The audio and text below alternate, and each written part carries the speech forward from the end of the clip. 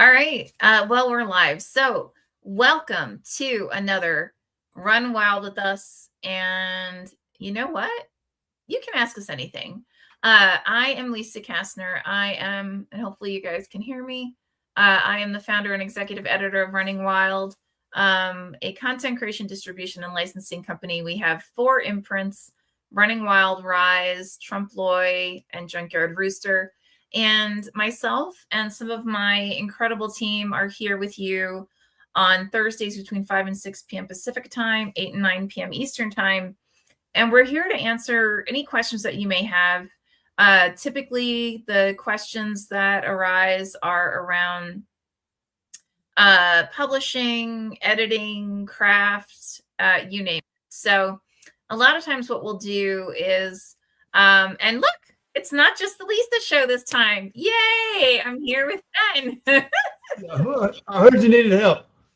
Thank you. I love having help. Believe me. So I was just explaining how typically what we'll do is, like, if we get questions along the way during the week, we'll use this as like a starting point. And then if, as people are watching, if you come up with questions, just go ahead, pop your questions into the chat. And what we do is I'll typically repeat the question, and then we'll take turns in addressing said questions. Yeah. So unfortunately today we won't have Cecilia, although I completely understand and adore her for this. We've all actually, we all have this horrible tendency that we'll get these projects and we're like, oh my God, this is so amazing. I can't believe it.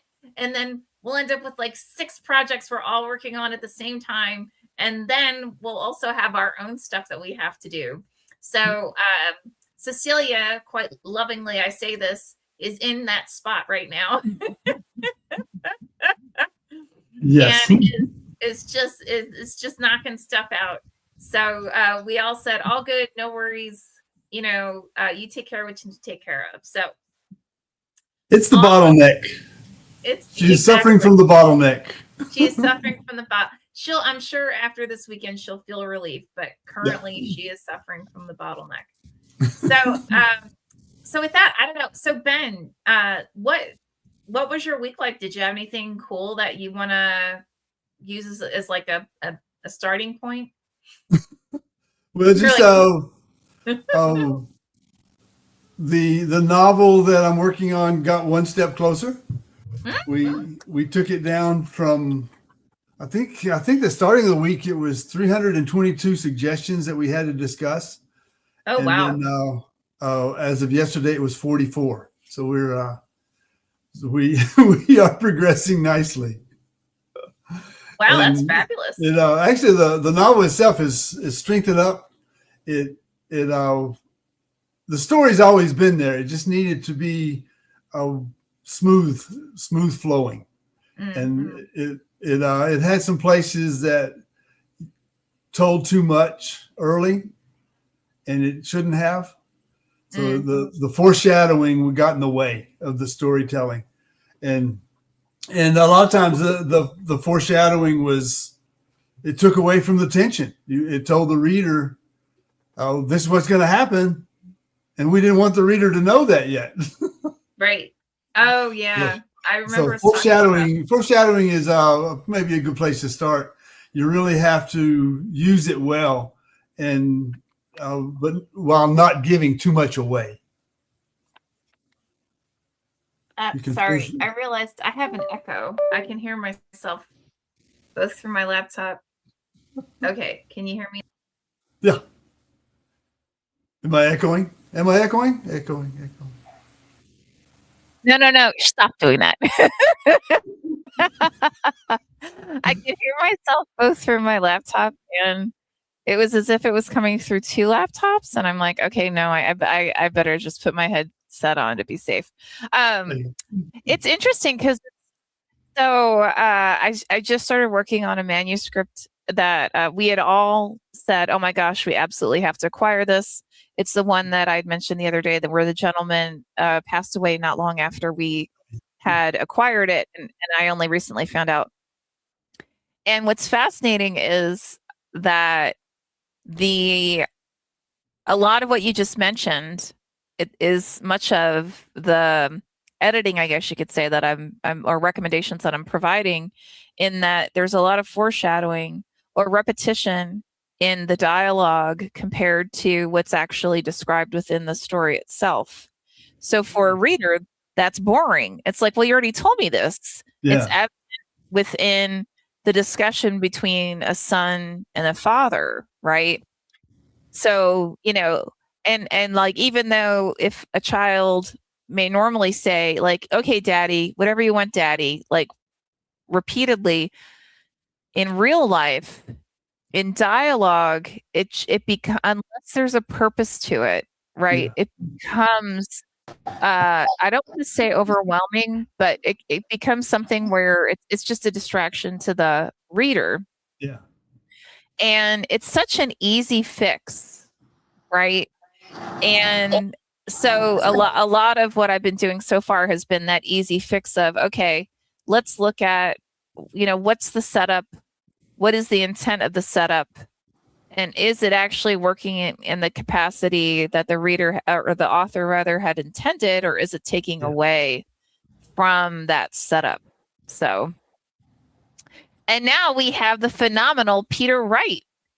Hey guys, So how are we doing? Good. How are you doing? Well, it's Thursday evening. Tomorrow's Friday. That's a good thing. Excellent.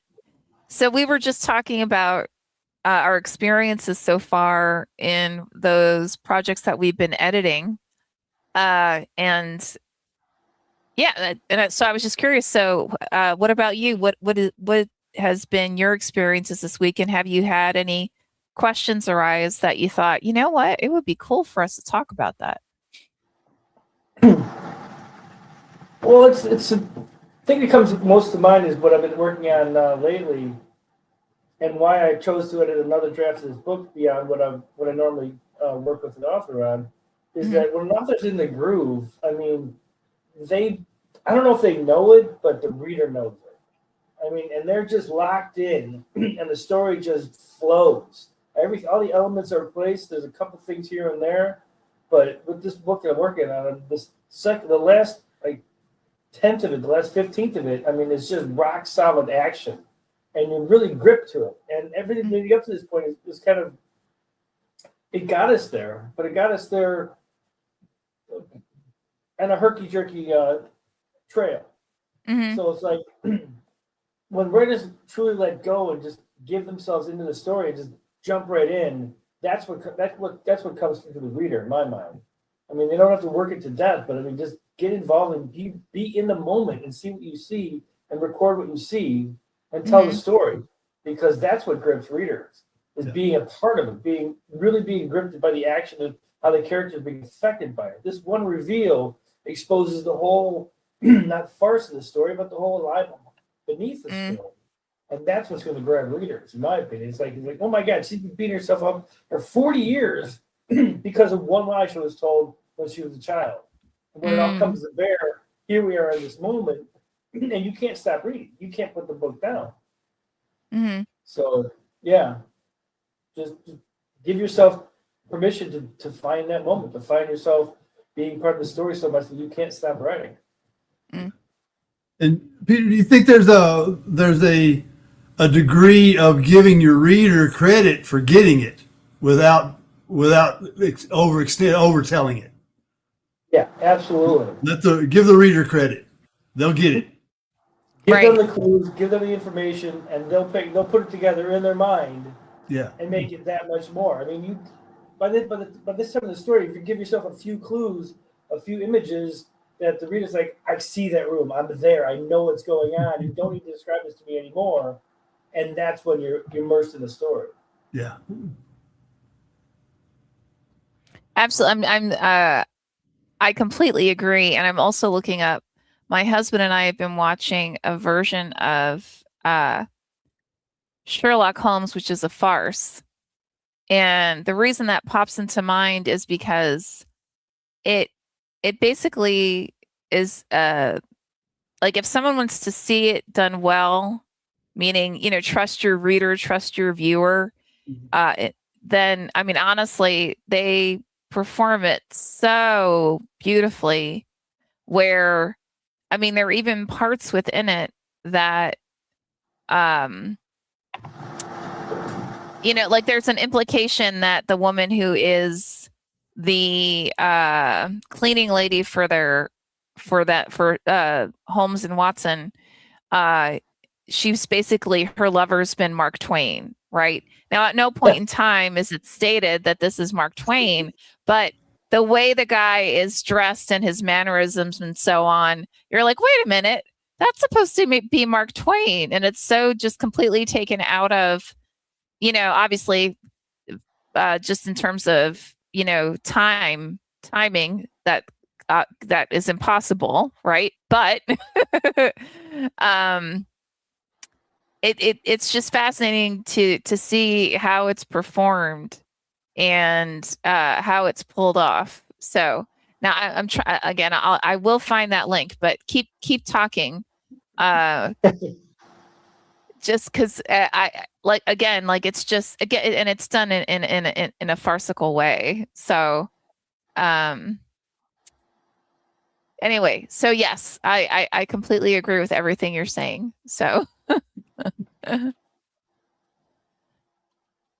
And back to your point about the dialogue, Lisa, when you were mentioning before, there's really got to be a balance between what's being said and what's being described.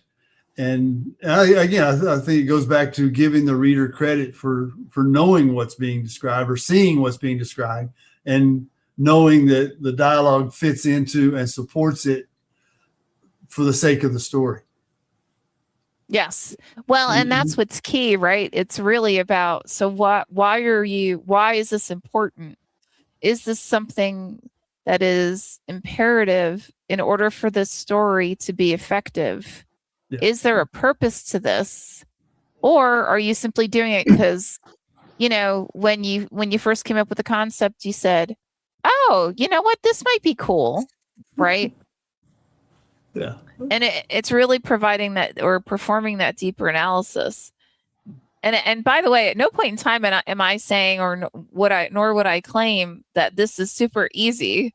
In reality, I'd say all of us who are on this call would completely own this is I mean, I know personally, I spent years just studying and analyzing dialogue alone. And my favorite works, why were they my favorite works, and what were the different elements that were being leveraged within that work, including dialogue, and how was it being used, and just language, and that contrast of the language within the dialogue and the creation of the characters by leveraging that dialogue versus the descriptions and environments that's set up, as well as any kind of like action that's set up outside of that dialogue, and what that contrast is.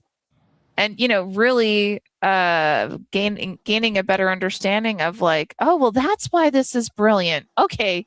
All right. Now I get it. Right. Like, and now, because, you take the time to do that analysis, enables you to actually use the same tools yourself. Yeah, that's why reading is so important. Agreed. That is absolutely why reading is so important. I mean, honestly, like I went through, of course, I'm not going to find it now because, hey, life. But, but it's interesting because, I went through a period, I want to say that I probably, yeah, I'm definitely not going to find it. Oh, well, tough noogies. I want to say that I went through a period that no matter what St. Martin's came up with, I bought the book. And this was before that they were acquired by I think it's by Penguin now. They're an imprint of Penguin. But they went through a period where, I mean, no matter the genre, no matter the form, like everything they put out, it was just so A game, right? It was clear that whoever wrote it and whoever worked on it with that writer to really, enable the work to evolve, just really put their heart and soul into it and really understood narrative and craft. And, to me, it was just like, it's St. Martin, then I absolutely have to pick it up. Right. Like that was it for me. So, it's finding that whatever it is that for you, and maybe it's Harlequin for you. Like, I mean, I know it's not for either one of you, but I'm just saying. But okay, it's highly doubtful. But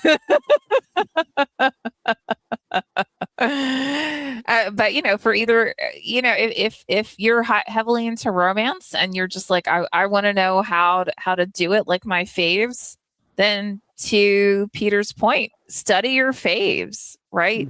Get to the point within the narrative that you're like, oh, this is amazing. And then take 10 steps back and say, okay, wait a minute. Why did I have that emotional response? Yeah. What caused me to engage in that capacity? And then how can I replicate that? How can I use those tools myself? Everybody learns by copying the masters, copying the people who are doing it. See how do they build that tension? Where did it start? And where do they let off pressure a little bit and then start building it again? And then put that into your story. And I think craft comes in layers. It's what's your intent? And once you have your intent, the simplest layer may just be using dialogue to capture the location of where this story is taking place. If the uses of words, but then there's the next layers come in there that is not just capturing the place, but it's capturing the subtleties of the culture of that place. And then another layer would build on top of that. So it's craft and it's capturable, but it's working on different layers. And that's the more layers you work in there, probably the more you know your craft. Because that doesn't just happen. And this reminds me, we actually got a really fascinating feedback. I think it was off of Twitter. A gentleman responded to our last Ask Us Anything saying, hey, I love it. I love the conversation and I love, the discussions that you guys have, but can you go more in depth? Now, my feedback to him, and actually my feedback to everybody is, if we are responding to a question and you don't feel as though we're providing the answer that you're looking for, please feel free to follow up with additional questions, because it may just be that we don't understand what layer, to Ben's point, that you're looking for in terms of response. Yeah.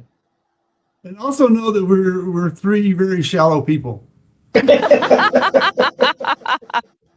Yes, clearly.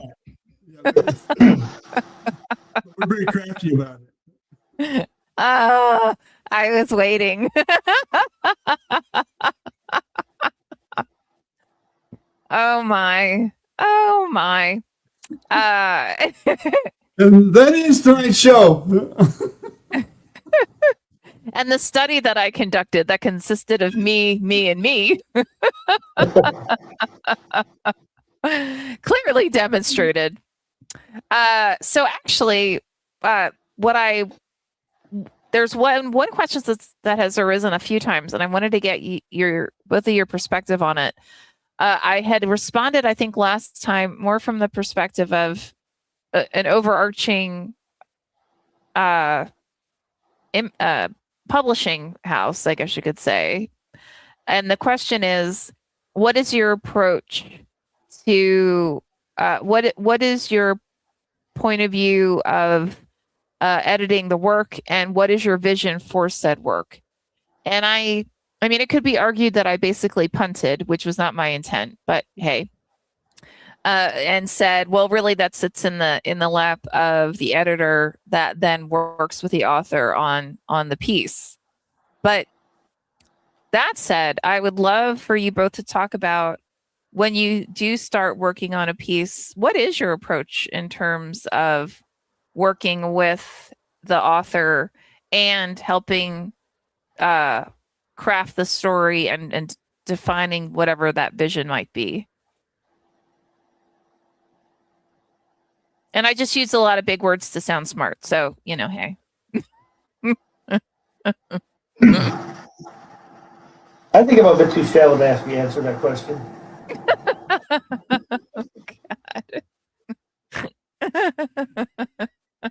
Oh, God. You want to go first, Buddy? You want me to go? You're rolling. You go ahead and answer it, and then I'll just say, yeah, what Peter said.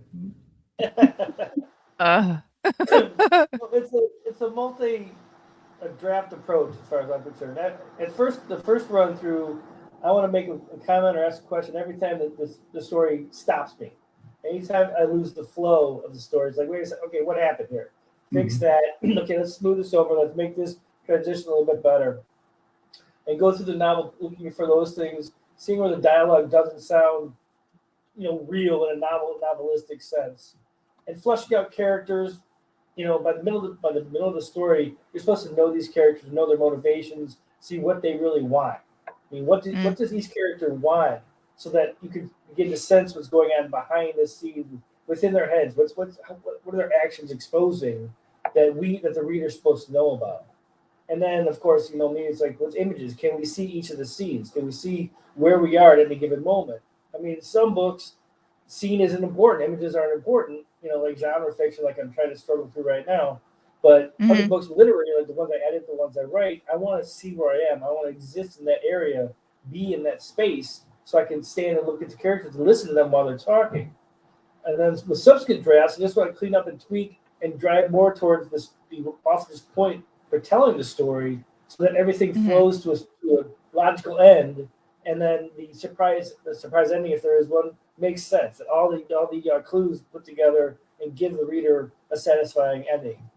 And then the final draft is just a final touch up, fix anything that was cut with the third draft, and then end it up. That's going to sound weird, because I always say that Peter and I have two different approaches, where he looks for the good writing hook and I look for the character hook. But he just described kind of the opposite. He's looking for the character motivations and those type of things that are there.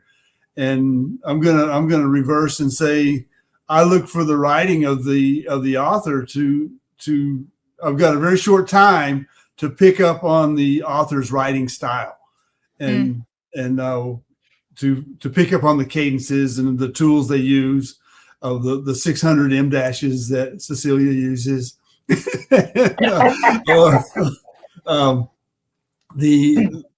Just those tools and mechanisms that they're using.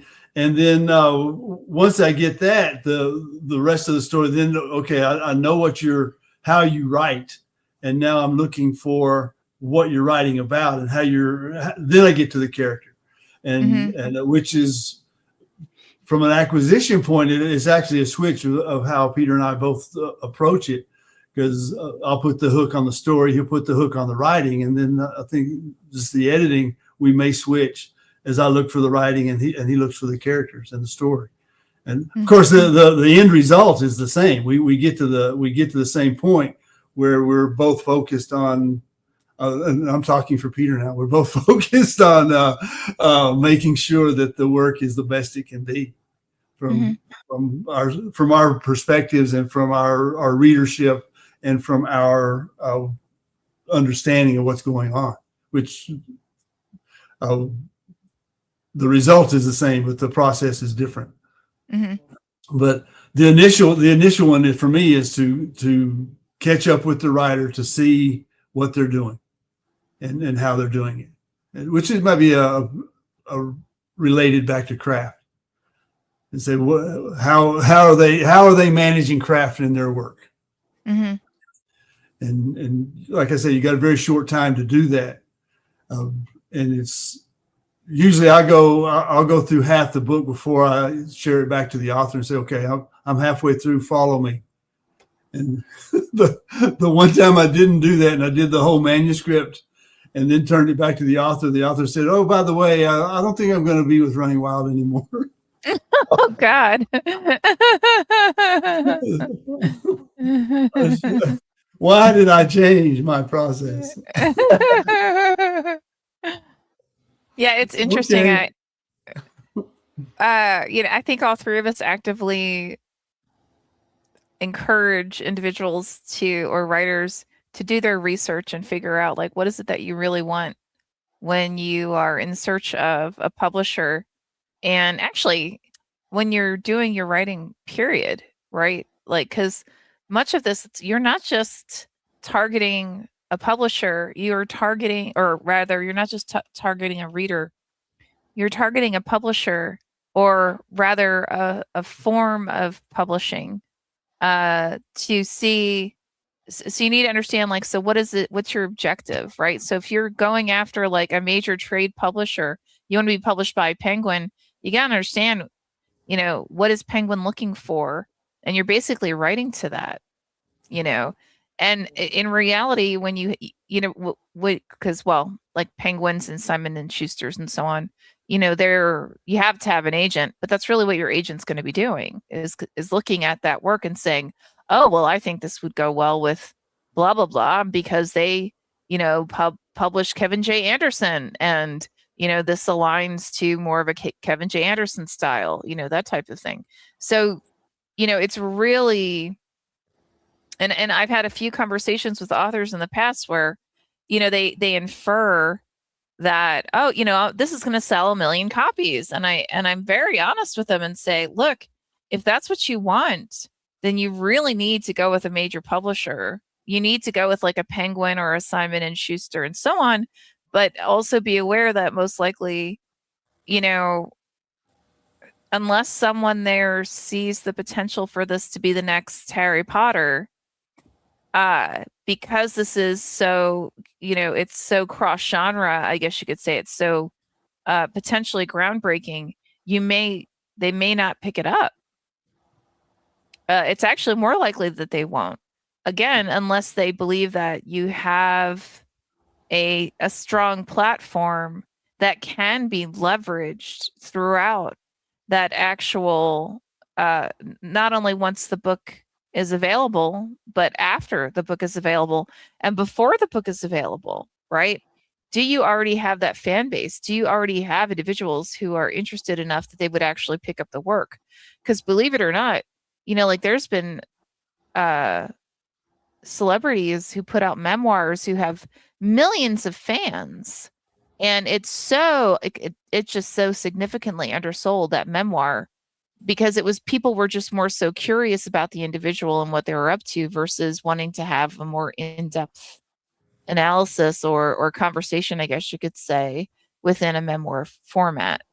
So, so much of this, back to like, Ben suddenly having someone go, I don't think I'm going to go with Running Wild. We actually have had a few people who, they'll start the process and they'll decide, oh, I don't want to do this because, X, Y, and Z, I've got a better offer someplace else. And we say, okay, see ya. It's all good. Like, no harm, no foul. There's no, we've all had at least one of those, yeah. And what's fascinating to me is the number who've either come back or actually, no, just period, the number who have come back afterwards, and either they just couldn't sell it, or, their experience at a larger publishing house wasn't what they had anticipated.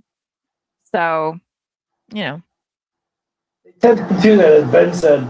They tend to do that after they get the draft. So after you do that initial work, you spend all that time, like, well, I don't even think so. I'm going to go to a different publisher. I'm going to try someplace else. Like, I just spent hours working on your manuscript for you, and now you're going to go after I've made it that much better. After I've given you what you're looking for. So, okay. I also haven't seen those books published yet. So, well, and that's just the thing is, and I'm also surprised by the number who come to us and they're like, I already paid. I sincerely think that there must be some like speaker or like influencer who goes through and will say like, you should really hire an editor before you send your book out to publishers. And I think, which I'm not disagreeing I don't think that that's a bad idea. I think you need to be aware of who you're hiring and what their strengths are. And, are they really more of a copy editor, or are they more of a concept editor? Who have they worked with previously? As we've always stated, always do your homework so you understand, what you're walking into and who you're bringing on board, right? But for a while, we got a good number of submissions where people just basically said, well, I already hired an editor, so I don't understand why I have to go through an editing process. This is done.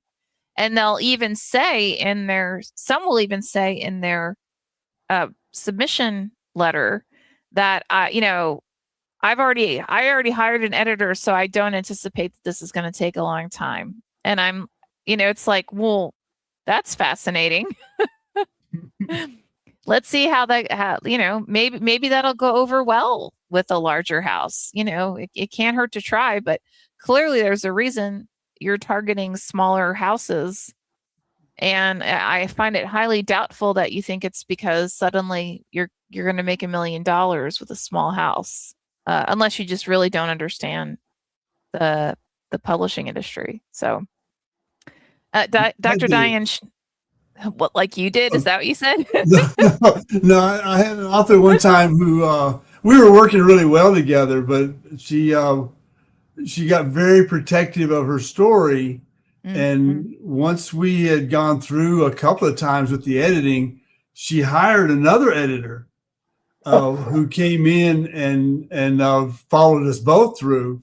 But the editor she hired was the perspective was from an English teacher, the grammarian, and not from a creative storytelling perspective. But she went through the very, very competent and went through the manuscript and made some good suggestions from her point of view. But we went back through it and through all of her suggestions and said, well, she's just not getting what you're saying and how you're saying it. And from the creative point of view. And so it was really a waste of resources for her and us to have to go back through there. I mean, it was, we kept a couple of commas every now and then. But for the most part, it was just, I'm going to reject that suggestion because it's not the story. It's not the creative editing that we needed. And but you cheated on you. Yeah. I understood the author. She just went into a protectionist mode, and she wanted to make sure that it was correct, and it wasn't a slam against me or Running Wild or anybody else. It was just her taking care of her work, which I got. And so, okay, let's look at see what we got. If there's one change that we keep, then it was worth it. And because that's the extra pair of eyes and the value of the extra pair of eyes that helps always.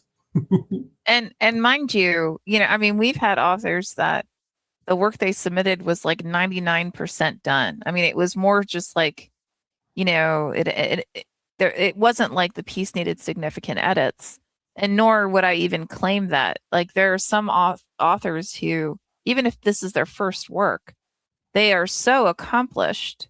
They've already learned narrative and the craft, and what they've come together with is just so stunning. I think we've all had instances where there were works that, we worked on behalf of Running Wild or even outside of Running Wild and said, oh my God, this is amazing. And maybe it's a tweak to a comma, right? Or like, why was this scene truncated? Why not expand it more, or vice versa, right? Like, it was more so just having those kinds of conversations. And because the author was so well versed, it really was simply, sometimes the individual might get protective, which is, fine, right? And sometimes they'll turn around and say, it's just a very open dialogue about, you know, what was the intent or what was the purpose of doing it in this capacity, and is it working? You know, the bottom line is always, is it working the way you think it is, right? Or the way that you intended it to. And because oftentimes once you dig into the, you know, is this working the way, like even you know, we recently had a book that won best book of the year for their respective genre, and I was the editor for it. And I'll be the first one to note, I mean, severely minor edits. I mean, severely. And there were just a few questions that I had along the way.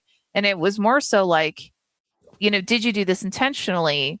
Not in a snarky way, but in a, you know, is this basically a setup for, because it's the first of a 4-part series, right?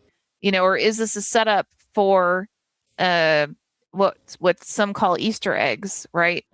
For future works. And, you know, again, because she was so accomplished, we could have that open conversation. So, and, you know, versus, you know, I've sat down with authors and said, to both Ben and Peter's points, I'd get like 20 pages into it, 30 pages into it, and thematically you can tell where the strengths are and the opportunities to improve. And I'd say, hey, do you mind if we have a call? I just want to talk through some stuff to make sure I understand accurately, you know, what we're doing. And we would have that open conversation. And I want to say 99.9% of the time, the author would go, oh, oops. And, or like, oh, now I get it, right? Like I know what I was trying to do. And now I get how I can do it more effectively. And they would just basically take those more, like, I guess you could say high level thematic feedback. And they were able to do, I mean, just stunning revisions. So Dr. Diane Schneider says, great reality checks. And it's so funny because I think all three of us, because I mean, the three of us have been working together at this juncture like 8-9 years. And I think we've all experienced things where individuals that we try to be polite in our reality check and not be intrusive. But, you know, again, this is individuals, it's their passion projects, right? And this is actually getting published for many, like this is a lifetime fulfillment. So, you know, sometimes getting that candid feedback of, yes, I know that you love this and I know you've spent a decade working on it. Just understand that, you know, it may only get bought by your best friend, your cousins, and your mom and dad, right? That doesn't mean it won't be available everywhere, you know, in the world, because it will. It just means that for whatever reason, it just didn't land. Yeah. You know? I've always said I don't need a better book. I just need a bigger family.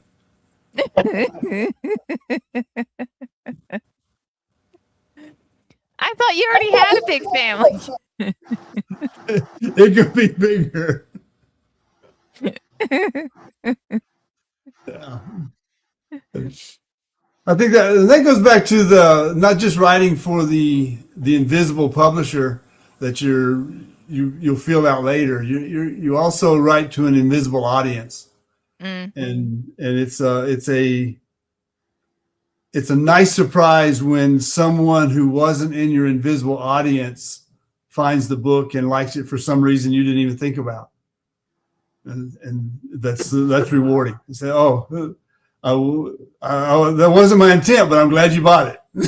And I'm glad it makes sense to you in that way, or that you frame it that way. And for whatever reason, whatever the connection is, but during the writing, you've got that invisible audience that you're writing for, which good or bad, I don't know. Sometimes probably both. Yeah, it's interesting when readers find or see something in your writing that you didn't expect. Like Ben was just saying, I'm like, I didn't think I was putting it in there, but I think you're right. You found something, I just wrote. I'm a genius. I'm a genius. Wait a second. I actually have to do that. That was my point. All I'm saying is discovering it because most people don't even see it. So take credit I where could credit so is due. see. I could see both of you responding with that, like, "Oh yes, of course. Clearly, that's what I intended." Yes, I did. That was good. Yeah, that was my fault. So, Oh my. So funny.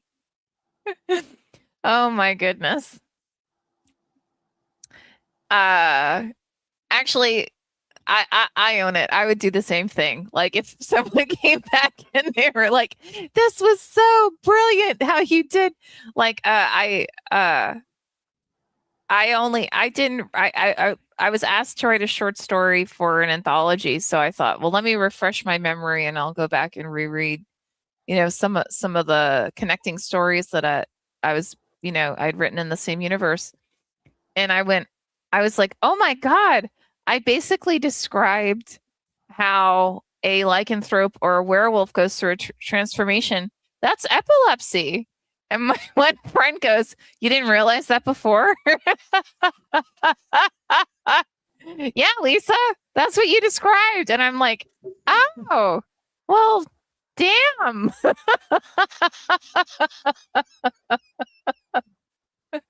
Okay.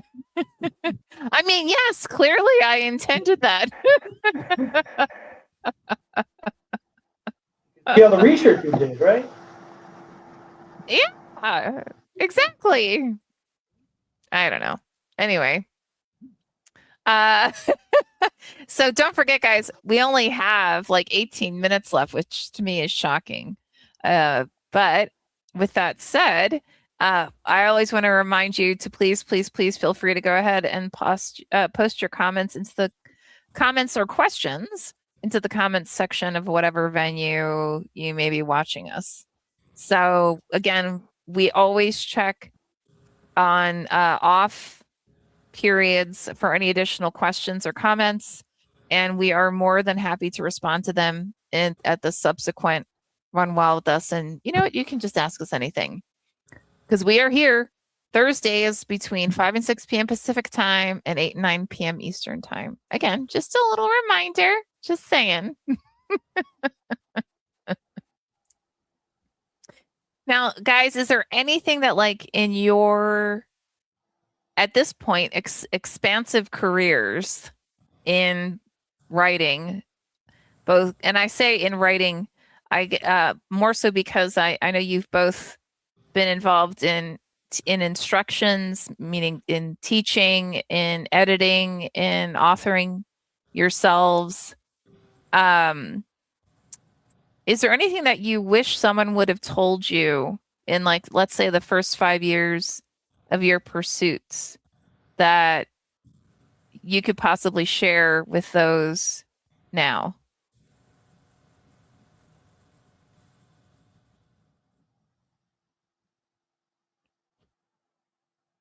Or are you going to both blow me off? Yeah. Don't you have any good questions? Oh, excuse me. I think it's, from a poet's point of view, of course, I've been writing for a long time, but at the University of Tampa, I had an advisor who said writing songs is different than writing poetry. And it was like a light bulb. I said, yeah, it's very much, I never thought about it, but it's a lot different. There's two different reasons to write a song, or there's reasons to write a song, there's reasons to write a poem, and they don't always match up. So that was some eye-opening advice that I got along the way. And again, that's from a poet's point of view. I'll think about the fiction while Peter's talking. The biggest piece of advice that I got was learn your craft. I mean, you can only be a natural for so long and keep throwing your manuscript at different publishers until you go, I'm not getting this. Something's wrong with what I'm doing. I'm seeing my story for one thing, but if you don't know your craft, if you don't know the rules, then you don't know how to break them. So study your craft, take classes, join workshops, get feedback on your writing from other people, from anybody that you can, so you can see and learn how to write the story, I'll call it traditionally, so that then you can write the story using your own tools and your own craft that you've basically unconsciously built up along the way by reading as much as you can, getting as much feedback as you can from your own writing, and basically being a part of the literary world. Because you're not going to learn everything in your studio working by yourself. You may be able to pick it up from a writing book on how to write fiction or how to write nonfiction, but be a part of the world. Immerse yourself. Be open to criticism and feedback. Learn your craft. Yeah. There's a story. Billie Jean King's brother was a pitcher for the San Francisco Giants. And I remember in Sports Illustrated one time they were talking about what they talk about when they get together. When Billie Jean King visits her brother, they talk about their losses. They talk about their defeats. And that's a great approach to whether you're in a workshop or not. We all want to go to the workshop and be the king of the workshop, but you really don't get that much out of being the king of the workshop, because you're going to get more out of the responses that were less than positive. That's not working, or I didn't like that part. I don't know why you said it that way. Not that you have to change it at all. You can say, well, that's one workshop. It's Cindy's opinion, but you listen to it and you say, oh, I wonder why. What could I do to make that better and polish it, and take your defeats and think about your defeats. There's my good friend Bathius, a Roman philosopher, was sitting in prison, and he said, you mean your cousin? Yeah. He said education deceives, or fortune deceives, misfortune educates. And so you can take a lot from the misfortune and be educated by that. I think that's what we're talking about, of looking at your failures and learning from them. Yeah, and understand. Even people who are like icons today, they still get rejected regularly. Bathius. Like everyone knows Bathius. Clearly. He was a Roman philosopher who was also a werewolf. Bite me. He will be now. That's a good story. That's a very good story. See, now you have to write it. Ha ha. I'm sorry, Peter, you were going to say something when I interjected. No, I was going to piggyback on what Ben was saying, is that, take that criticism, but also learn that your manuscript is not you. They're not criticizing you, the writer. They're criticizing what's on the page that they reacted to positively or negatively. That's not you. You need to separate yourself from the manuscript, because that's just writing. That's not your skill. That's not your talent. That's just something you created. So as long as you put that separation between yourself and the manuscript, it's a lot easier to accept that criticism, because they're just trying to help. The other writers are just trying to help make your story better. The same thing that we as editors for Running Wild are doing. We're just trying to make your story better from our perspective. That's all we're saying. We're not criticizing you. We're not saying, what the hell are you doing trying to write a book? We're saying, why don't you fix this little part, make this section go a little bit smoother? At least that's what I say. I've heard Ben's comments pretty scathing, but I'm a monster. He is. Clearly, he's a monster. Well, and it's interesting too, because Diane will he tell would you be I'm cooler a if he was a werewolf. He's actually Cthulhu.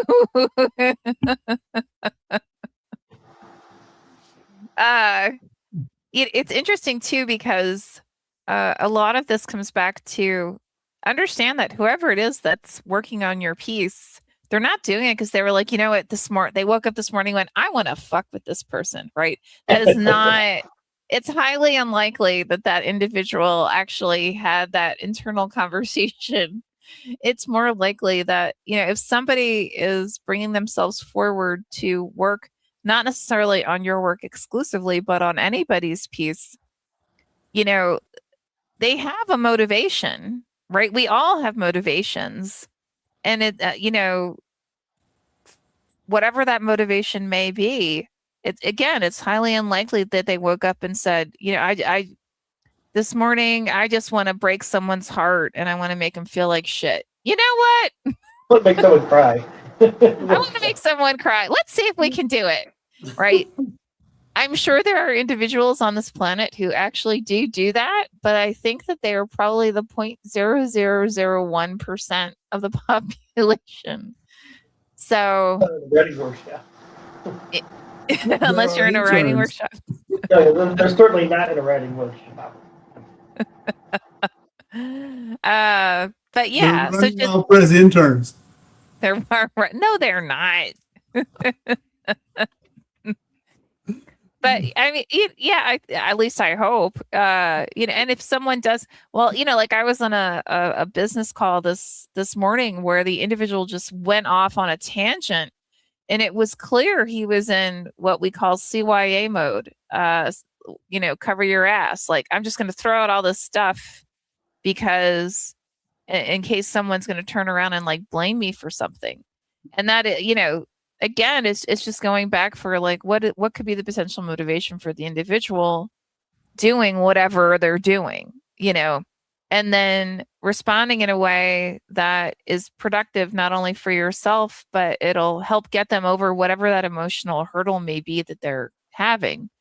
And from an author editor perspective, that is part of being a really strong editor, especially the head of an imprint minimally, is that you need to understand that, and that you're going to encounter people who are brilliant, and you're going to ask a question like, why is that comma there? And they're going to go off on some flat flibberty gibber tangent, and you've got to be able to emotionally step back and say, okay, I have no idea what's going on, and that's okay. How can I help this person go over this passionate hurdle, and we move forward to getting this to be something that is truly brilliant? Although I had flibberty gibber, right? See, I know multisyllabic words. I've been around a couple of days. I've not heard flibberty gibber before. I'm going to use that. Like, why you read? You steal stuff. Well, yeah, duh.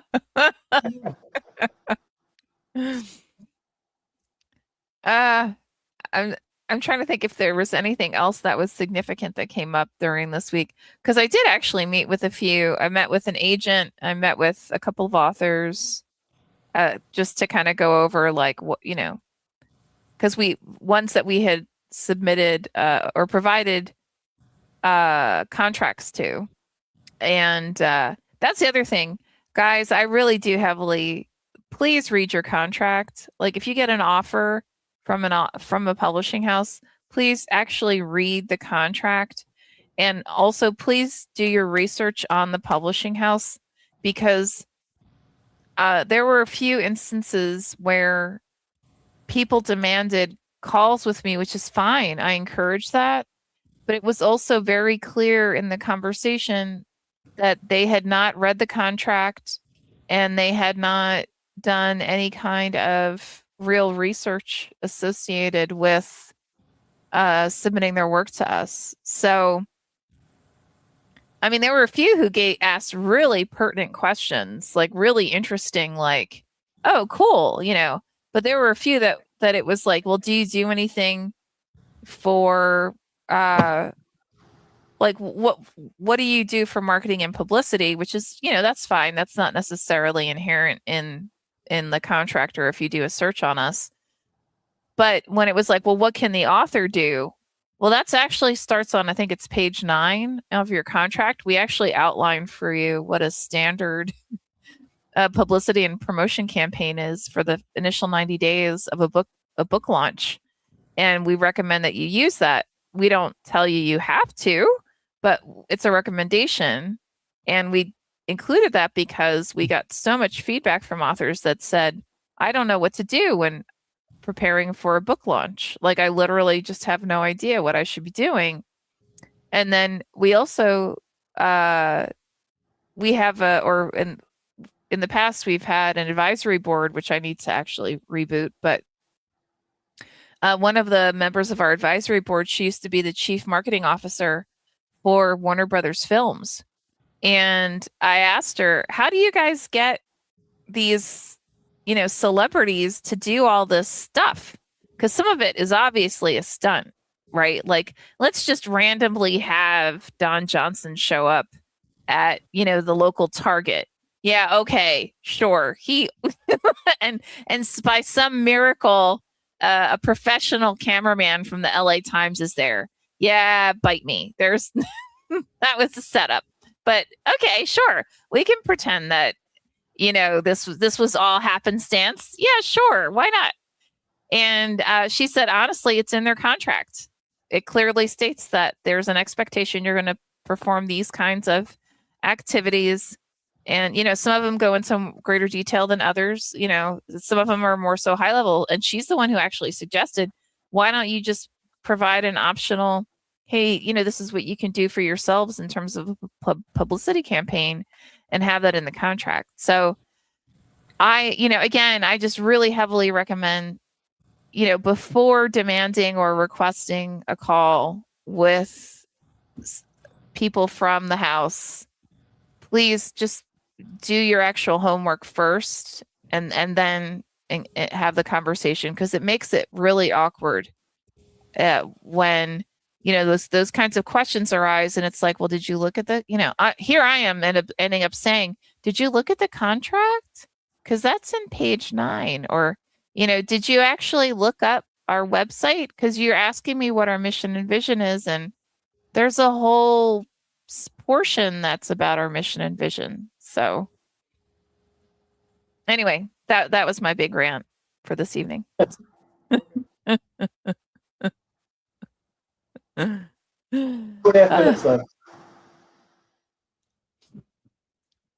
Well, we have less than 3 minutes left, so I don't know if there's anything that you guys want to leave folks with.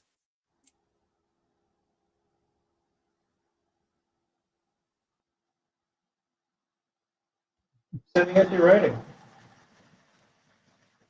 We just went through an acquisition session a couple weeks ago and found a lot of good books that we're going to publish across all our presses. So please keep sending us books and poems. Yeah. And I can highlight this anthology. Ah. It's issued Stories of Service. Mm. And somebody might have a couple of poems in there. I don't know. Somebody, I don't know. Couple poems. But to reiterate Peter's point, honestly, I am just incredibly thankful for so much incredible talent that we get to see, and just such the amazing wide variety of not just stories, but even stories and styles. And if it wasn't for Running Wild, and if it wasn't for you guys having the balls to actually submit directly to a publisher, because I know there are plenty of people who are terrified of doing that. They just think, oh no, I have to have an agent, and the thought of even talking to a publisher directly is so intimidating. I really give you guys a ton of cred for having the courage, not only just to stick it out and learn your craft and learn narrative, but having the courage to actually send your stuff out and then to ingest the feedback and figure out, like, I had one mentor who said it took me 20 years to figure out what my voice was. I didn't even realize before I had actually figured out what my voice was that I was actually imitating all of my favorite authors. And I mean, and he stated that in the middle of a workshop, you know. So don't, you know, A, kudos to him for having the courage to say that, right? Because how many people are going to admit that? And B, you know, if someone who's actually running a workshop at a very well-known writer's workshop states that, and that was their experience, guys, it's okay. It's okay to fail. That's how you learn, right? I mean, that's how you evolve. That's how you become greater. So thank you for allowing us and enabling us to be a part of your journey. And with that, I think we're good for the night. Thanks, guys. Have a fabulous time, and we will see you next time. Ciao. Next week.